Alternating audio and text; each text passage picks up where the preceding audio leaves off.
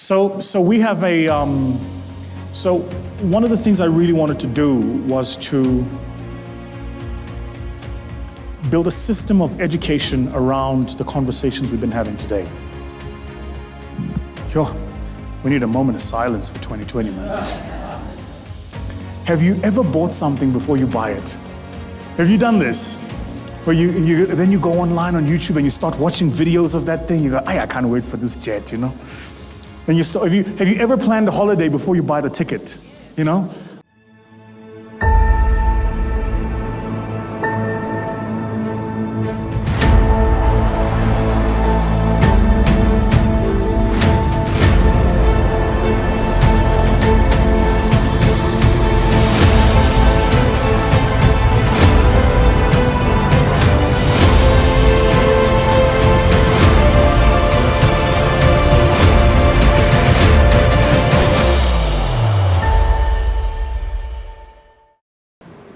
A really long time. And I think in the past 10 years, the greatest thing that happened to the mindset of Africans is Black Panther. Now here's a crazy question. Here's a crazy question.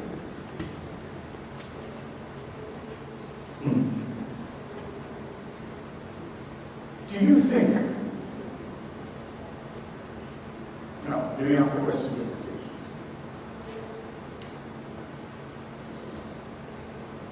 Black Panther is in the Marvel comics, right?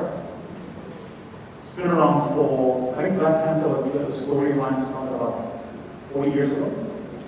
Yeah? It might get my numbers wrong. It's decades old, right? Right. How come no broadcaster, no production company, no government, nowhere in Africa thought to make Black Panther a movie? Let's assume you'll say, because Marvel owned the license. You'll say Marvel owned the license, yes. So why couldn't in my country the South African government go to Marvel and say, we'll pay you $500 million if you will allow us to make Black Panther a movie? Why? And the second question, how many Black Panther movies are out there that we're not making as Africans? And Black Panther is completely fictional. But the real question I'm asking is, why do we believe our stories are worth the commercial value? So when you see an African buying a European brand, I really can't blame the mind of a consumer, because they've been taught what to consume. They've been told that this is the right product. Does it make sense? So I think we have a long way to go on this. We have a long way to go in convincing Africans that Africa is worth something. A long, long way. And I don't even think it's something we will fix in our time or in our lifetime. Before you make your next comment. So, would you buy the phone that you're using, and would you pay the same amount of money for that phone if it was made by an entrepreneur in Kampala, Uganda? It's an honest, fair question, right?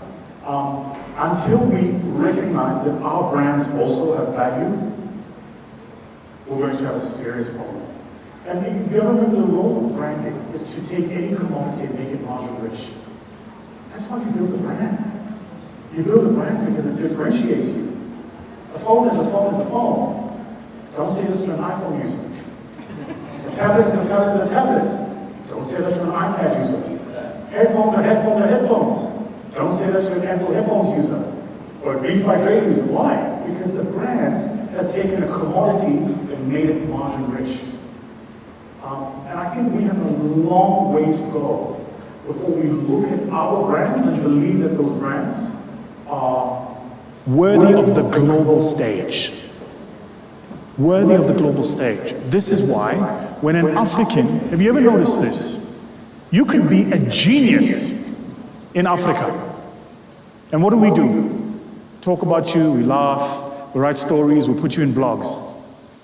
The day an American association or body says you're a genius, all of us, all of a sudden, turn around and talk about what a genius you are. Because we needed you to go elsewhere and get the affirmation and the love before we could go, oh, okay, so you won a Grammy. Sure, you must be good. This mindset is going to take a really long time for us to unlock. A really, really long time. I don't even think we'll do it in our generation. I don't think we'll do it in our kids' generation. I think it's going to take a long, long time. And you have to remember that that mindset we weren't born with it. We learned it. We were taught that we are worthless. And so, sadly, too many of us live to believe it. You can give us a brief on the Harvard manager? Yeah. You just made me talk about us building international brands, now you want me to talk about Harvard. So we have a... So one of the things I really wanted to do was to build a system of education around the conversations we've been having today. So our relationship with Harvard Online and Enterprise Dynamics, if you go on it, by the way, right now, we've got 44 courses that are fully available, all Harvard courses. For, Leilani, help me get my numbers right, I think it's $1,800. So it's $1,800 on the VT, it's in the VT Academy, so it's a rate that you only get with us, but you can take all of the courses, get fully accredited Harvard online material, and when you graduate, you get yourself a Harvard certificate. Yeah, but not just this. This for me is why I use the tool myself, so it's not as if I'm merchandising something that I don't use. I use it myself. If you go on Harvard Management Tour right now, on each of those courses, there are actual pieces of material that you can use. So there are some proposals when I'm doing, I go online and I download that template for that proposal, and I use it, right? The reason we partnered with Harvard Management Tour was because even though this conversation we have is what we call asynchronous learning, which means it's learning based on the probe question at that time, if you want to build something scalable, you still need structured learning. So you need to learn things like budgeting, forecasting, HR, talent management, strategy development. All of these are on the course. So you go in and you can do a full course on strategy development, on HR, on budgeting, fundamental. Every single person who's been through the academy and has been through it leaves, I can tell you now from testimonials, very, very different than they did coming in. Okay? So yeah, that's why we did it. Over here, Vusi. Thank you so much. And before I even ask my question, I want to thank you so much for getting us through 2020 during the lockdown. I know I speak for so many of us when we are all stuck at home listening to I didn't even realize that stuff during 20. Did you guys watch it? Oh, okay. I and I think 3 other girls, probably they are in the room. We were in the same Instagram live, and 4 of us from Kenya asked questions, and mine actually, your response actually got me through 2020. Yeah, but before you ask your question, 2020 was tough, eh? Yo, we need a moment of silence for 2020, man. We were having before you ask your question, we were having a discussion about why 2020 was tough. And I spent a long time thinking about this. I have a theory. The theory is that most generations before us, certainly up until kind of that baby boomer generation, went through periods of extreme uncertainty. So if you were born, I was thinking about this, if you were born in 1900, by the time you were in your teens, the world had been through its First World War. When you became 29, the world went through the Great Depression. In fact, when you were still an infant in the early 1900s, we had the Spanish flu, killed many more people than COVID. And then by the time you were in your 40s, the world went through a Second World War. Hands up in the room if you're 35 and above. Yeah, if you were born in the 1900s, you would have been through 2 world wars, a global plague, and a market crash, the likes of which the world has never seen. In a world with no internet, no phones, none of this. I'm saying this only to make the following point, that we all got hit, myself included, really hard by COVID because we are soft. And we thought good times last forever. And so, what do we post on Instagram? Good times. Land in Dubai, pic. Hashtag live, hashtag international terminal, hashtag blessed. Hello, family. The VT Masterclass has now reached over 5 million unique entrepreneurs all across the world. If you'd like to book me for one, make sure that you hit the link below. Cheers. We were soft, and COVID came to remind us that things can change like that. In the blink of an eye, you could lose everything. In the blink of an eye, your government can tell you to stay home and not go and feed your family until they tell you otherwise. Blink of an eye. So, and genuinely, I hope that we've taken the lesson. For me, man, it was tough. I did not enjoy 2020 at all. And I don't know if it's the same for you guys, but I came into 2020 with some really big plans, man. Yes, my Excel spreadsheet was looking super. You come into the year, you've done your forecast, you've issued your proposals, you're looking at quarter one and what quarter one's going to look like, then quarter two. Have you ever bought something before you buy it? Have you done this? Where then you go online on YouTube and you start watching videos of that thing. You go, I can't wait for this jet, And have you ever planned a holiday before you buy the ticket? I can't wait. And then you picture yourself in the Maldives. You picture yourself in the Seychelles. You feel the warm water. Yeah? I could hear Halle Berry in my ear. Hey, Vusi, I love you. I could. Halle Berry has a crush on me. She just doesn't know it yet. When she meets me, she'll figure it out. But I could, because this is what happens, right? We're expecting overflow. And so we take ourselves to the process of overflow, and then life happens. And most of us, the first thing that happens when life happens is complete and utter denial. So first you go, it's not that bad. I don't know how they did it here, but in South Africa, our president went on TV on the 28th of March. I'll never forget.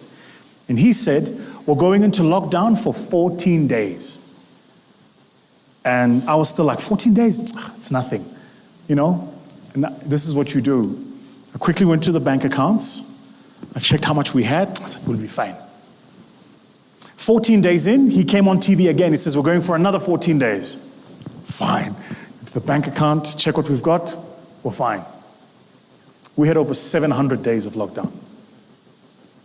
At some point, you've got to deal with reality. At some point, you go, my thinking has been wrong. My estimations have been wrong. Halle Berry stopped whispering in my ear. There was no warm water from the Maldives or the Seychelles. And I think for a lot of us, certainly for me, the difficulty with 2020, it wasn't really the challenges. It was the lack of certainty about how long those challenges would last for, right? It was just not knowing. If somebody says to you, hold your breath for 4 minutes, even though it's completely physically impossible, you go, and you hold. It was the not knowing how long. One last thing, and then I'll let you ask your question. As a professor who did this study, and I keep referencing studies, but my brain is a bit half awake, that's why I keep drinking coffee.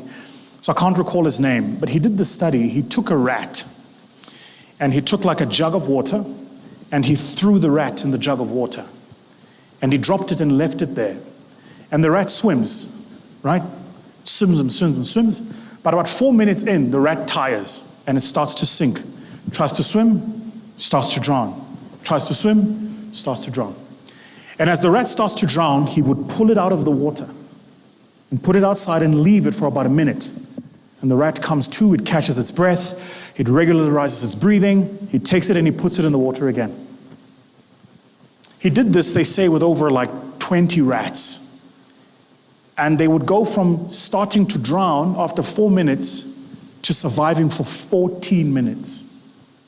So the next time he puts it in, it now can swim for 14 minutes. Same rat. Why? Because in its mind it had the hope that he's going to pull me out any minute now. Any minute, he's going to pick me up any minute. So even though I'm tired, I'm going to keep going. I think what 2020 did is it robbed us of that hope because we just didn't know how long this thing was going to last for. Is it another month, another 2 months, another quarter? Is it another day? We just didn't know, right? But if you're here and you've made it by God's grace, we've all learned the lesson, which is things can change really, really fast. Sir. And if it's any consolation, my experience in 2020, 2020 was so great that by spring break in March, well, the beginning of it, the first quarter, that I had taken a vacation with my son in Cancun, and now that week of 2020 of March, then the cancellations of the orders that were pre-ordered all the way to June. Oh, so you went to Cancun to spend money from June, my man. See, this is what I was talking about. This is what I was talking about. Spending the future today. It's a smart way to do it. It's probably from the fourth quarter of 2021, of 2019. But in any case, the cancellations started coming in, and it's one after the other. Yeah. And by the time we are almost missing our flight back to the US, we had zero. Before you carry on, Leilani, if you remember, with us, it wasn't the cancellations. Do you know what it was? It was the refunds. Yes. It's not people canceling, it's them saying, pay us back. You go, no, but I've spent it. It's gone, right?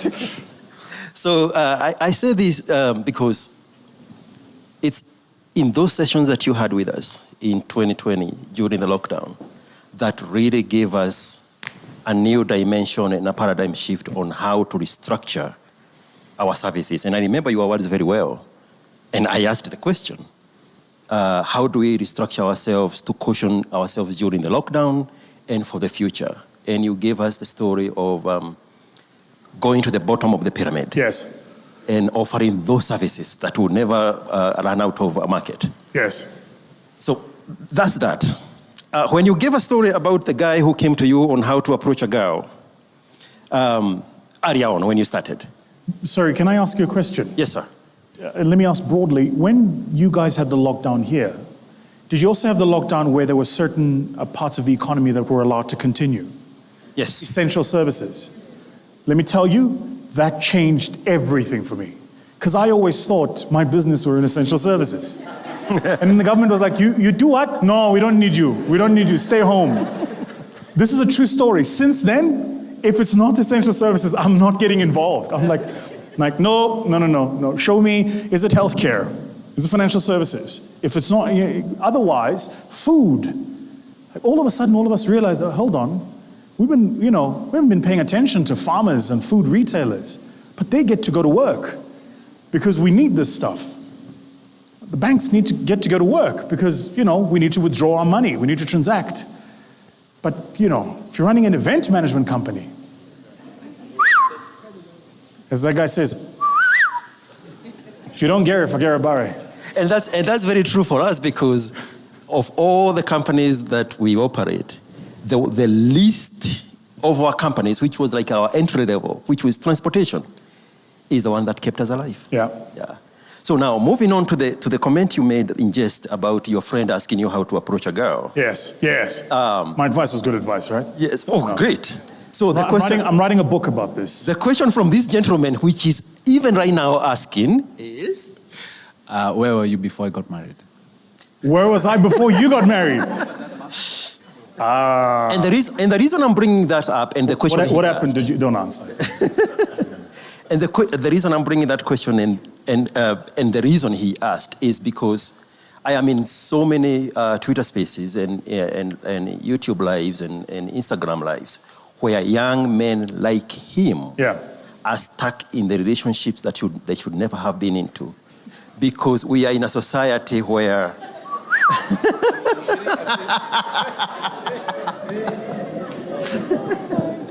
Carry on. Honesty is a foreign commodity in our African culture.